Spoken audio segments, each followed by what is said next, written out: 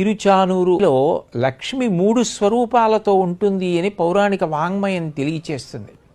ఒకటి వీరలక్ష్మిగా ఆవిర్భవించినటువంటి సహస్రదళ పద్మము నుండి వచ్చినటువంటి శక్తి స్వరూపం.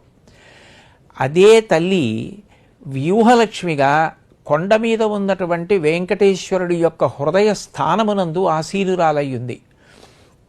మూడవ రూపం పద్మావతీదేవిగా వెంకటేశ్వరుడు ద్వాపరయుగంలో కృష్ణ భగవానుడిగా ఉన్నప్పుడు ఇచ్చినటువంటి మాట, తల్లి యశోదకి ఏ మాట ఇచ్చి ఉన్నాడో అది పూర్తి చెయ్యడం కోసం అవకాశం ఇవ్వడానికి పద్మావతీదేవిగా వచ్చింది. పద్మావతి పరిణయం అయిపోయిన తర్వాత పద్మావతి ఆయన యందే స్థానమును పొందింది. కాబట్టి 3 రూపాలుగా ప్రకాశిస్తోంది అని మనకి పౌరాణిక వాంగ్మయం చేత తెలుస్తుంది.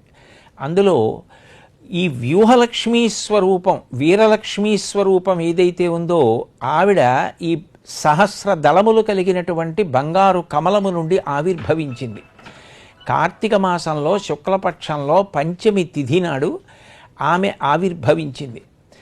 అంత గొప్పగా తనంత తానుగా లక్ష్మీదేవి ఆవిర్భవించినటువంటి క్షేత్రం ఆ తిరు ఈశానూరు అని, అలాగే తిరు శుకనూరు అని, అమ్మవారు అక్కడ వెలిసింది కాబట్టి తిరుచానూరు అని, అలర్మేల్మంగ ఉన్నటువంటి ప్రాంతం కాబట్టి మంగాపట్టణము అని అనేక పేర్లతో ఇప్పుడు ఆ క్షేత్రం కీర్తి వహించింది. పద్మాసనం వేసుకుని కూర్చున్నటువంటి ఆ తల్లి మూర్తి వంక చూసినటువంటి వారు ఎవ్వరూ కూడా అది విగ్రహము అని అనుకోరు.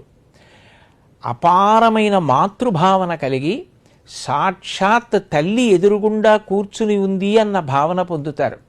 మనసంతా కూడా అంత శాంతితో నిండిపోతుంది.